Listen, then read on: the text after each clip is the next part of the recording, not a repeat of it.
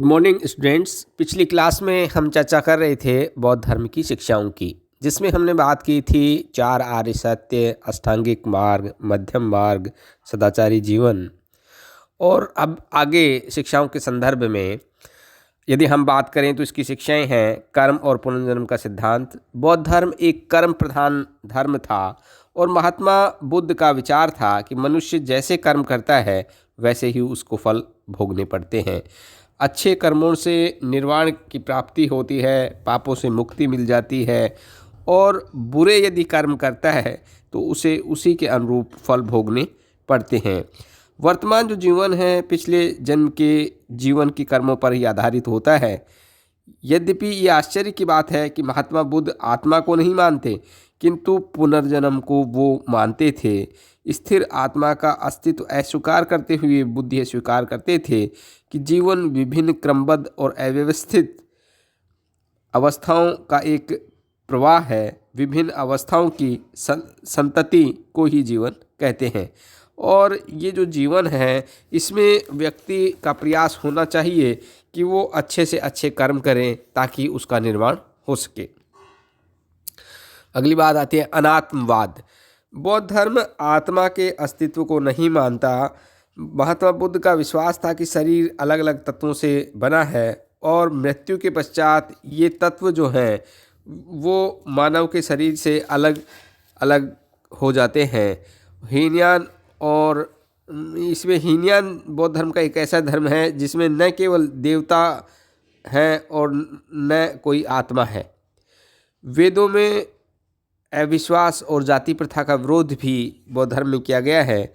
महात्मा बुद्ध वैदिक रीतियों और कर्मकांडों का के घोर विरोधी थे, और बुद्ध का मानना था कि निर्वाण प्राप्त करने के लिए यज्ञ और बलि की आवश्यकता नहीं है। महात्मा बुद्ध ने जाति प्रथा का विरोध किया, वहीं सामाजिक समानता की वो बात करते हैं। अगली शिक्षा है इसकी अनिश्वरवाद। बौद्ध धर्म ईश्वर के अस्तित्व को भी नहीं मानता है, और बौद्ध धर्म के अनुसार विश्व की उत्पत्ति के लिए ईश्वर की आवश्यकता नहीं, वरन कर्म कारण ही जो श्रृंखला है से ही विश्व चलता है। कर्मवादी होने के कारण गौतम बुद्ध ईश्वर संबंधी दार्शनिक विचारों में भी नहीं पड़े। महात्मा बुद्ध का मानना था कि जिन विषयों के समाधान के लिए पर्याप्त प्रमाण न हो उनके समाधान की चेष्टा करना व्यर्थ है। तो ईश्वर की जो सत्ता है उसमें महात्मा बुद्ध ने विश्वास नहीं किया। अगली शिक्षा है क्षणिकवाद। संसार के विषय में महात्मा बुद्ध के दर्शन को क्षणिकवाद कहा गया है। बुद्ध ने कहा कि संसार की जो प्रत्येक वस्तु है वो क्षणिक है, चिरस्थायी कोई नहीं है, और साथ ही उसमें वस्तु में परिवर्तन होता रहता है।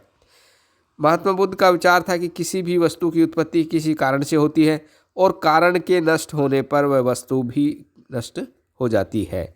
तो संसार की जो प्रत्येक वस्तु है उसको बौद्ध धर्म में क्षणिक माना गया है। नेक्स्ट शिक्षा आती है निर्वाण। बौद्ध धर्म का अंतिम लक्ष्य निर्वाण है। जैसा कि अन्य धर्म जैसे हिंदू धर्म को ले, जैन धर्म को ले, उनमें भी जीवन का जो अंतिम लक्ष्य है वो निर्वाण को ही माना गया है। और बौद्ध धर्म में निर्वाण प्राप्त करने के लिए अष्टांगिक जो मार्ग है उसका अनुसरण करना आवश्यक माना गया है। निर्वाण मृत्यु के उपरांत नहीं वरन इसी जन्म में प्राप्त किया जा सकता है। अर्थात अन्य जो धर्म है वो तो मानते हैं कि मृत्यु के पश्चात निर्वाण होता है, जबकि बौद्ध धर्म में माना गया है कि व्यक्ति जीते जी निर्वाण प्राप्त कर सकता है। जैसा कि कहा भी गया है कि निर्वाण का शाब्दिक अर्थ है बुझ जाना, और बुझ जाने से अन्य धर्मों में ये तात्पर्य लिया जाता है कि भाई मृत्यु होने के बाद ही निर्वाण होगा, किंतु इस धारणा को बौद्ध धर्म में एक ब्राह्मण धारणा माना गया है। अर्थात व्यक्ति अपने जीवन से अंधकार या बुराइयों को या ज्ञान को दूर कर ले और वो ज्ञानयुक्त बन जाए तो वो निर्वाण की स्थिति में पहुंच जाता है। अब बात आती है कि ये बौद्ध धर्म जो है अपने समय का लोकप्रिय धर्म था, तो बौद्ध धर्म के प्रचार प्रसार के पीछे कौन से कारक नियामक थे। बौद्ध धर्म यदि हम देखें कि दो बौद्ध धर्म अत्यधिक तीव्रता से न केवल भारत में वरन विश्व के अनेक देशों में इसका प्रचार प्रसार हुआ। श्रीलंका, चीन, जापान, जावा, सुमात्रा आदि अनेक देश ऐसे थे जहां बौद्ध धर्म को अपनाया गया। वर्तमान समय में भी यद्यपि ये भारत से तो विलुप्त हो चुका है, किंतु उपरोक्त जो ये देश हैं उनमें अब भी बड़ी संख्या में बौद्ध अनुयायी विद्यमान है। और इसके प्रचार प्रसार के अन्य कारणों की हम बात करें तो तत्कालीन धार्मिक जो स्थिति थी वो उसके पीछे नियामक थी। बौद्ध धर्म का जो प्रादुर्भाव है 6ठी शताब्दी ईस्वी पूर्व में हुआ और उस समय का प्रमुख धर्म वैदिक धर्म था, किंतु इस वैदिक धर्म में अनेक बुराइयां आ गई थी। साथ ही ये धर्म जटिल था, खर्चीला था। तो खर्चीला होने के कारण एक आम आदमी इसका आसानी से पालन नहीं कर सकता था।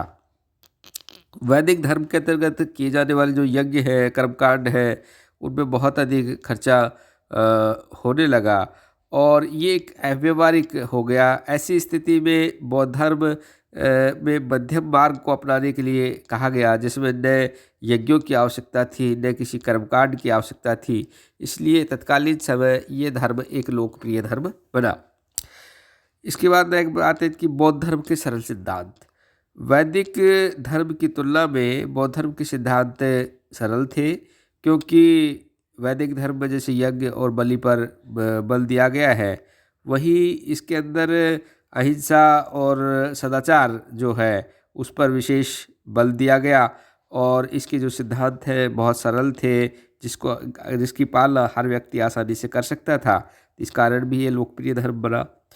इसके बाद नेक्स्ट कारण आता है महात्मा बुद्ध का व्यक्तित्व। महात्मा बुद्ध के व्यक्तित्व का यदि हम अवलोकन करें तो पाते हैं कि महात्मा बुद्ध एक बहुमुखी प्रतिभा के धनी थे और उनके संपर्क में जो भी व्यक्ति आता था उनसे प्रभावित हुए बिना नहीं रह सकता था। साथ ही महात्मा बुद्ध बहुजन हिताय की भावना से प्रभावित थे और इसीलिए उन्होंने जनसाधारण के हृदय को जीत लिया।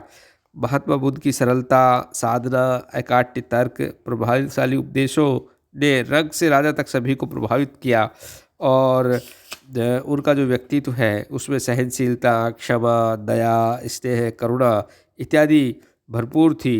तो इस महात्मा बुद्ध के प्रभावी व्यक्तित्व के कारण भी ये धर्म एक लोकप्रिय धर्म बन सका। साथ ही इस धर्म में सामाजिक समानता और जाति प्रथा का विरोध किया गया था। महात्मा बुद्ध ने जाति प्रथा, ऊंच नीच का घोर विरोध किया, समानता, नैतिकता और शुद्धता पर बल दिया। उन्होंने कहा कि हर व्यक्ति सामाजिक स्तर पर समान है।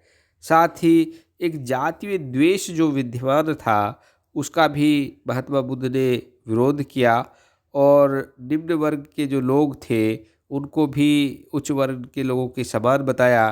तो इस कारण से भी ये लोकप्रिय धर्म बन सका, इसका व्यापक प्रचार प्रसार हुआ। नेक्स्ट कारण आता है लोक भाषा और रोचक शैली का प्रयोग।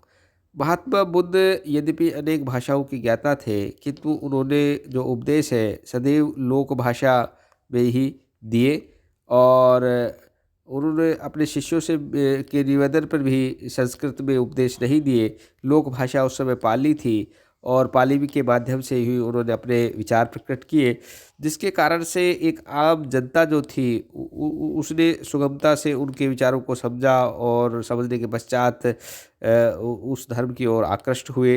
लोक भाषा के अतिरिक्त महात्मा बुद्ध ने जिस प्रचार शैली को अपनाया वह सरल और रोचक थी। उन्होंने लोक कथाओं, लोकोक्तियों का अपनी भाषा में प्रचुरता से प्रयोग किया। इस कारण से भी लोगों का उनकी तरफ आकर्षण हुआ, ये धर्म लोकप्रिय धर्म बना। इसके बाद नेक्स्ट कारण था बौद्ध धर्म का लचीलापन। बौद्ध धर्म व्यवहारिक जीवन से संबंधित था तथा उसमें परिस्थितियों के अनुसार परिवर्तन होना संभव था। बौद्ध धर्म लचीला और व्यवहारिक था, कट्टरपंथी व नहीं था। अतः ये धर्म लोकप्रिय धर्म बना। प्रतिद्वंदिता का अभाव एक कारण था।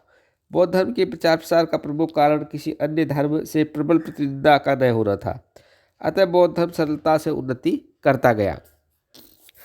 नेक्स्ट कारण आता है मठों की स्थापना और प्रचार प्रसार। महात्मा बुद्ध केवल एक धर्म प्रचारक ही नहीं थे, वरन उनमें संगठन की अपूर्व क्षमता थी। वे इस तथ्य से परिचित थे कि संगठन के